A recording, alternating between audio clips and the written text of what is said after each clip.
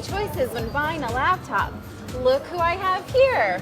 Oh my gosh, lucky running into you. Good to see you. Especially considering we came here together. Right here with all the laptops. We're here to talk about what are the right questions to ask when you're going laptop shopping, because it can be so overwhelming. There are a lot of choices out there. There are a lot of choices. There's Windows 7 now, Snow Leopard is also new. So what are the things that you need to ask yourself first and foremost when you go I think laptop the number shopping? one question you're going to ask yourself when you're buying a new laptop is, what am I going to use this laptop for? Am I going to carry it around every day, or am I going to leave it anchored to like my desk in my house or my office? Now, if you're not going to take it around with you, then you want a bigger laptop, a 15-inch or maybe even a 17-inch.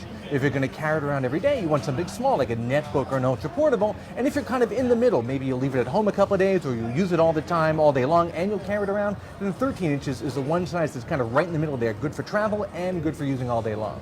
So what's the deal with Windows 7? Every machine here is running it. Well, now Windows 7 is out, so any new laptop you're going to buy that's a PC is probably going to have Windows 7 on it, which is great, especially because Windows 7 scales really well. It works on low power systems like netbooks where Vista really didn't. Are there any specifics we should look for when it comes to specs? Because that can be confusing. I can see it listed all around here. Yeah, a lot of laptops are kind of commodity items, and that the specs inside are mostly the same, but you want to look for probably a dual-core CPU. Intel's Core 2 Duo is the most popular.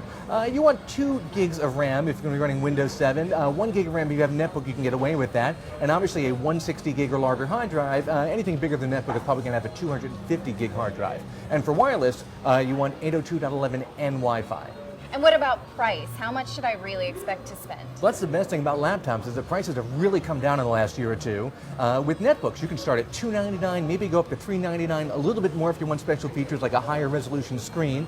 Regular 15 and 14-inch mainstream laptops, really $700 to $900. You're going to find a lot of good stuff in there. If you're going super premium, $999 or above, you're either getting a MacBook or you're getting a big, massive 17-inch desktop replacement with a lot of gaming horsepower. So if the netbooks are so cheap, can I get away with that being my main computer? Well, for a lot of people, netbooks are a great option. They may not always be your only computer. They're more of a secondary or companion machine to a system you already have. Maybe instead of buying a new computer, you get a netbook to go along with it. Because they have generally small screens, small keyboards, they're not super powerful. They're good for surfing the web, for email, maybe for working on Word documents, playing back some music. That's probably about it. As long as you keep your expectations modest, you should be pretty happy with a netbook. Okay, and what about sturdiness? I want something that kind of can bang around in my bag a little bit. What's the best material to look for? Plastic? Obviously, a lot of laptops are made out of plastic. Some of the more expensive ones are made out of aluminum or magnesium alloy, and there are even some kind of rugged laptops that have sort of rubberized coatings on them. Those are a little bit more obscure. Okay, and I have to ask the partisan question, Mac or PC? You know, some people like Macs, some people like PCs. If you want something that's not super budget, if you're willing to spend $1,000 or more, a lot of people in that category definitely go for the MacBooks. And it feels like these retailers, they try and upsell you on the warranty. Do we need it? Well, an extended warranty is one of those things we generally advise people not to buy. Laptops are almost a little bit of a different case because there's really no user serviceable parts inside. You don't want to be cracking this thing open like you could with the desktop and trying to fix it yourself. A good thing to do is look into an extended warranty from the PC maker that actually makes the system, because they're the ones that would be repairing it. So what are your recommendations this holiday season then? Well, there are a couple laptops I'm really liking a lot right now. This is the HP Mini 311. It's a netbook, but it's a bigger netbook with an 11-inch screen, and it's also got this new NVIDIA Ion graphics chip that lets you play high-definition video and do a little bit of very mild gaming on it. And the nice thing about it is they didn't raise the price. It's still $399, even with the new graphics and the bigger high-def screen.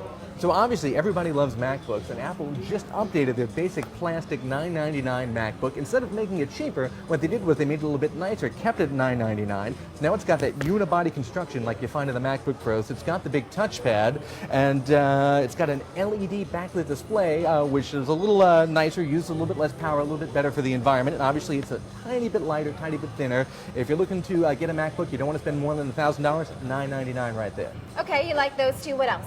Well, if you like something that's kind of like a MacBook, but you don't want to spend that much, there are a whole bunch of really thin 13-inch laptops out right now, like the Toshiba T135, $600 to $700 depending on the configuration. One thing to look out for in this, make sure you get the kind with the dual-core CPU, not the single-core. Well, thank you so much for making this a bit less confusing. And if you want to make sure your laptop buying experience is less confusing, make sure you do your homework before you get to the store. Go to cnet.com, read the reviews, watch our videos. It'll make the experience a lot less painful. Happy holiday shopping. I'm Natalie Del Conte with cnet.com.